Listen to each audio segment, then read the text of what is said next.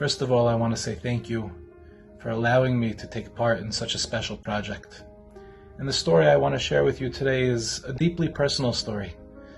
When I was very young, early elementary school years, I was a kid who was coming from a lower middle class family. My father was first starting out in business, and he was not yet matzliach, and Baruch Hashem, many years later he was going to be very matzliach, but in the meantime, we were not a wealthy family, and I was in a school with very wealthy kids. And as a result, I remember having the distinct feeling of less than. I was not like the other kids. I didn't have the newest clothes, and I wasn't as cool as they were. And so I did a very normal, natural thing for a little kid, and I started to misbehave in school. It was a way of getting attention. And obviously the school saw me as a problem child. I was disruptive, etc., etc.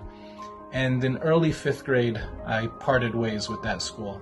And, when you're a little kid who's leaving a school and you're kind of aware that you're leaving because it's not working out, to put it kindly, it makes you feel really bad. It makes you feel like you really don't have a place.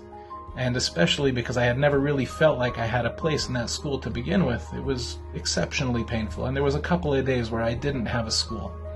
And I was coming from a regular classic modern Orthodox family, and I was taken in. The school that was willing to take me in was Yeshiva Darchei Torah, which was a really right-wing yeshiva. And so I was going from a modern Orthodox co-ed elementary school into a black hat elementary school. And the transition was very tough.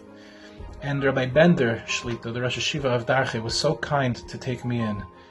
But I remember distinctly in those beginning months in Darchei, and Darchei at the time was a very small school, only like 500 kids in the entire school.